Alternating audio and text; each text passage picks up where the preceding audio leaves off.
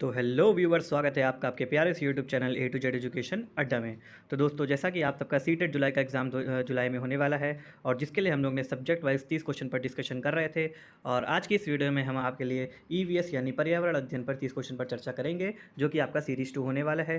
Series 1 की video आपको नीचे डिस्क्रिप्शन में मिल जाएगी प्लेलिस्ट के साथ पूरी, तो आप जाके डिस्क्रिप्शन में लिंक है, वहाँ पर जाके आप पूरी प्लेलिस्ट देख सकते हैं। सब सब्जेक्ट की आपको वहाँ मिल जाएगी। बाकी अगर आपको ये पीडीएफ डाउनलोड करनी है तो डिस्क्रिप्शन में आपको नीचे मेरे टेलीग्राम चैनल का लिंक भी मिल जाएगा, वहाँ से जाके आप ये पीडीएफ डाउनलोड कर सकते हैं। ठीक है, तो चलिए शुरू करते हैं आज की इस वीडियो को।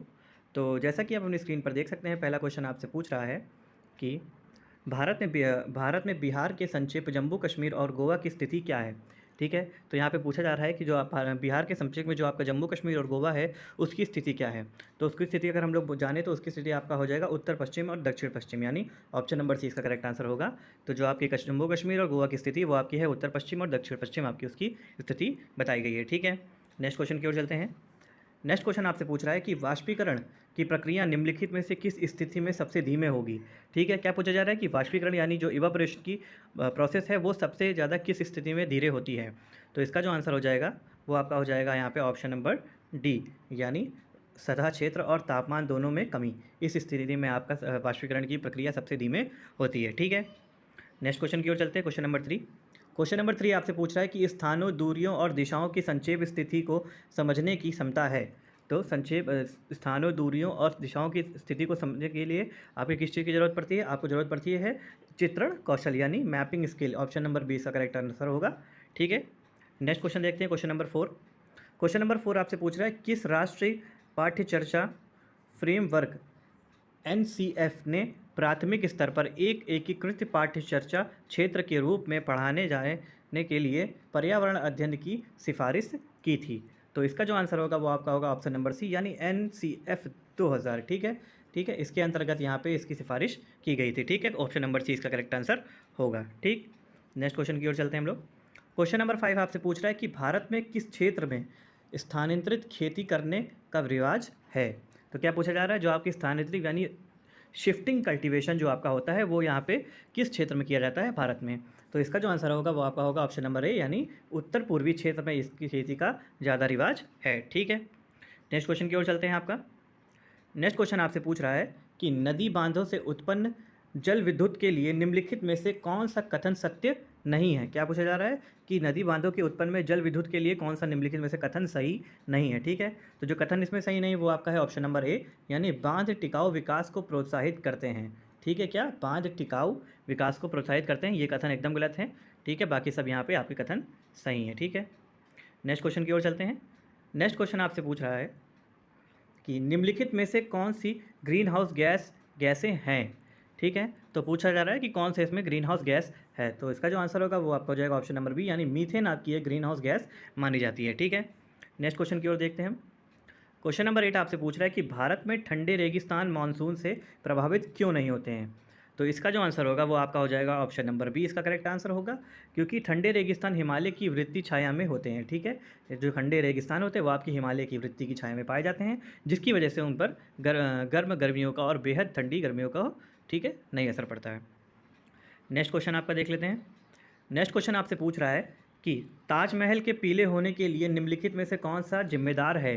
तो क्या पूछा जा रहा है, जो ताजमहल आपका पीला पड़ रहा है उसमें से कौन सा यहाँ पे जिम्मेदार माना जा रहा है। तो जिम्मेदार जो माना जा रहा है वो आपका ऑप्शन नंबर बी, यानी सल्फर डाइऑक्साइड को यहाँ पे जिम्मेदार माना जा रहा है ताजमहल के पीले होने की वजह।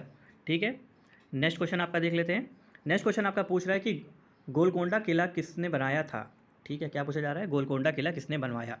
ठीक है, तो आंसर जो इसका होगा वो आपका हो जाएगा ऑप्शन नंबर सी, यानी काकतीय राजवंश ने आपका गोंडवाना किला बनवाया था।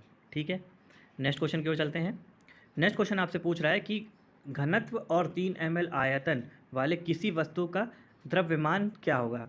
तो क्या पूछा जाए, घनत्व और 3 ml वाले आयतन वाले किसी वस्तु का द्रव्यमान क्या होगा। तो आप नीचे देख सकते हैं किसको निकाला गया है। तो यहाँ पे देख सकते हैं घनत्व इक्वल टू द्रव्यमान अपॉन आयत। तो यहाँ पे द्रव्यमान इक्वल टू आयतन इंटू घनत्व। तो यहाँ पे 15 इंटू 3 इक्वल टू 45 ग्राम्स, यानी आपका ऑप्शन नंबर बी इसका करेक्ट आंसर होगा, यानी 45 ग्राम्स का उसका द्रव्यमान माना जाएगा। ठीक, नेक्स्ट क्वेश्चन देखते हैं। आपका नेक्स्ट क्वेश्चन पूछ रहा है कि निम्नलिखित में से कौन सी अदिश राशि है।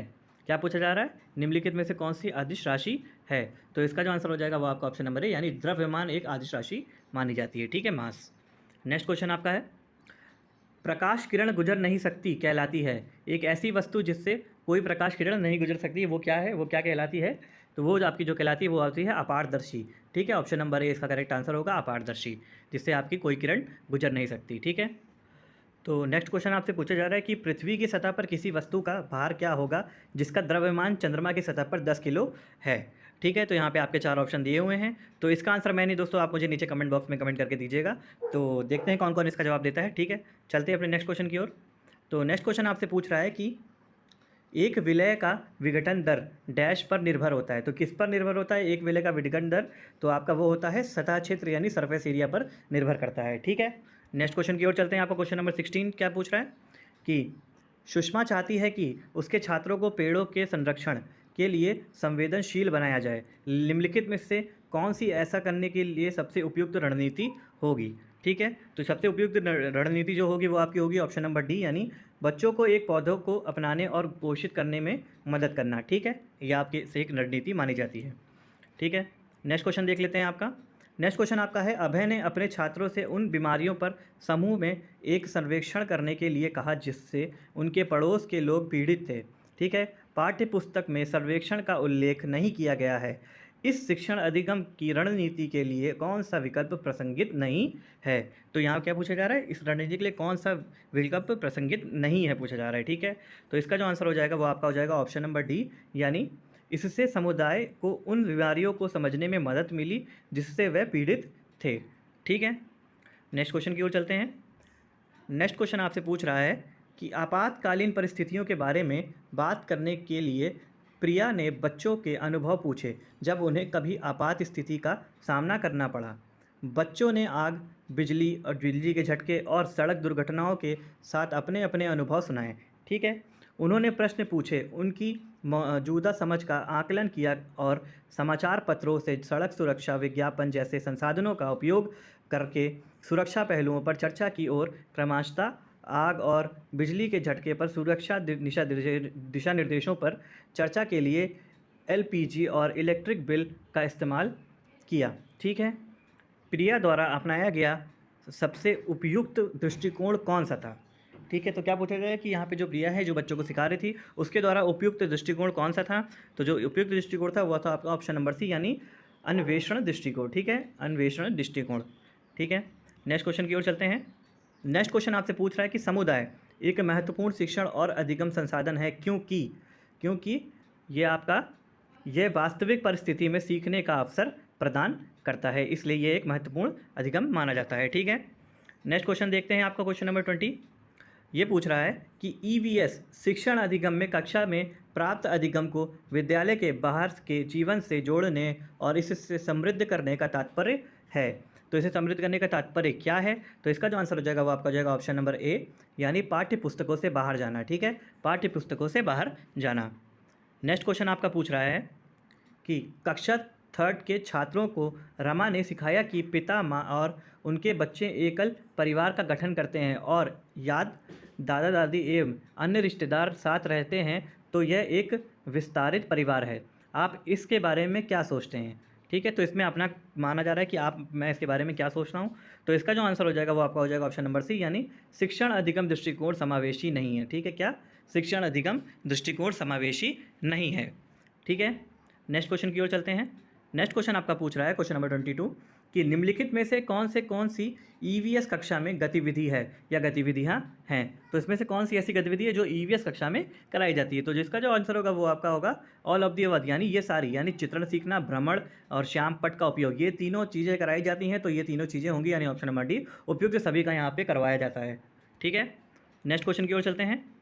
नेक्स्ट क्वेश्चन आपसे पूछ रहा है कि पर्यावरण अध्ययन पाठ्यक्रम बच्चों की समग्र शिक्षा का कारण बन सकता है, यदि ये है क्या है। तो यदि ये है option number D all of the above, यानी इसका भी आंसर होगा, यानी ये आपका हो जाएगा कि विषयगत है, समावेशी है और एकीकृत है। ये तीनों चीज़ें हैं इसमें, इसकी वजह से ये तीनों ऑल ऑफ द अबव, इसका ऑप्शन नंबर डी आंसर हो जाएगा। ठीक है, नेक्स्ट क्वेश्चन आपसे पूछ रहा है क्वेश्चन नंबर 24 की बात करते हैं कि ईवीएस पाठ्य पुस्तक में सपेरों पर एक अध्याय है। इसका उद्देश्य बच्चों को जागरूक करना है और संवेदनशील बनाना है। ठीक है, तो इसका जो आंसर हो जाएगा वो आपका हो जाएगा ऑप्शन नंबर सी, यानी कि सपेरे सांपों को नुकसान नहीं पहुंचाते। ठीक है, और उन्हें अपनी आजीविका से वंचित करने से पहले विकल्पों को प्रदान करने की आवश्यकता है। ठीक है, तो ये इसका आंसर हो जाएगा। नेक्स्ट क्वेश्चन देख लेते हैं आपका क्वेश्चन नंबर 25 की विद्यालय में मिड डे मील के समय के लिए कौन सा सबसे प्रासंगिक है। तो ठीक है, तो इसका जो आंसर हो जाएगा वो आपका हो जाएगा ऑप्शन नंबर बी, यानी ये ईवीएस शिक्षण अधिगम के लिए एक अच्छा शिक्षण अधिगम का अवसर होता है। ठीक है, नेक्स्ट क्वेश्चन देख लेते हैं आपका क्वेश्चन नंबर 26 यहाँ पे कह रहा है कि पर्यावरण अध्ययन के संदर्भ में बोझ के बिना सीखना क्या बताता है। ठीक है, तो इसका जो आंसर हो जाएगा वो आपका हो जाएगा ऑप्शन नंबर सी, यानी अबोध का भार कम करने की ज़रूरत है। ठीक है, नेक्स्ट क्वेश्चन आपका पूछ रहा है यहाँ पे कि ईवीएस कक्षा में समूह में सीखने को क्या उद्देश्य है। कि ईवीएस की कक्षा में जब आप समूह में सीखते हैं तो उसका मेन उद्देश्य क्या होता है। तो उसका जो उद्देश्य होता है वो आपका होता है ऑप्शन नंबर सी, यानी सहयोग के मूल्यों को लागू करने और एक साथ काम करने के लिए प्रत्येक बच्चे को सक्रिय रूप से भाग लेने और सीखने के सक्षम बनाना, ये इसका मेन उद्देश्य होता है। ठीक है, ऑप्शन नंबर सी का करेक्ट आंसर होगा। क्वेश्चन नंबर 28 देख लेते हैं हम लोग। तो क्वेश्चन नंबर 28 पूछ रहा है कि बाला यानी BALA बाला का पूरा रूप क्या है, यानी फुल फॉर्म पूछ रहा है बाला का। ठीक है, तो बाला का फुल फॉर्म वो आपका हो जाता है ईवीएस के हिसाब से तो बिल्डिंग एज लर्निंग एड, अधिगम सहायता के रूप में बिल्डिंग। ठीक है, अधिगम सहायता के रूप में बिल्डिंग, यानी ऑप्शन नंबर सी इसका करेक्ट आंसर होगा। नेक्स्ट क्वेश्चन देख लेते हैं आपका क्वेश्चन नंबर 29 आपका पूछ रहा है कि वैकल्पिक ढांचे का क्या अर्थ है। वैकल्पिक ढांचे का क्या अर्थ है। तो वैकल्पिक ढांचे का अर्थ अगर हम देखें तो यहाँ पे ऑप्शन नंबर 20 का करेक्ट आंसर होगा कि विचार जो अवधारणाओं के औपचारिक रूप से स्वीकृत स्पष्टीकरण से अलग हैं। ठीक है, ये इसका आंसर होगा। क्वेश्चन नंबर 30 आज का हमारा लास्ट क्वेश्चन दोस्तों, कि महिलाएं पुरुष की तुलना में कमज़ोर होती, यह एक डैश है। तो क्या है ये, यह एक रूढ़ बुद्धि धारणा है। क्या है, रूढ़ बुद्धि धारणा है ये एक। ठीक है, तो ये थे हमारे आपके ईवीएस के यानी ईवीएस सीरीज़ 2 के आपके इंपॉर्टेंट 30 क्वेश्चंस। ठीक है, उम्मीद करता हूँ कि आपको वीडियो पसंद आई होगी। वीडियो पसंद आई तो कमेंट में मुझे जरूर बताइएगा कि आपको ऐसी और वीडियोस चाहिए तो मैं आपको प्रोवाइड कराऊंगा। बाकी चैनल पर नए हो तो चैनल को सब्सक्राइब कर लीजिएगा और बेल आइकन पर क्लिक कर लीजिएगा ताकि ऐसी वीडियोस आपको तुरंत से तुरंत मिलती रहे। ठीक है, मिलते हैं नेक्स्ट वीडियो में नए टॉपिक के साथ। जय हिंद, जय भारत।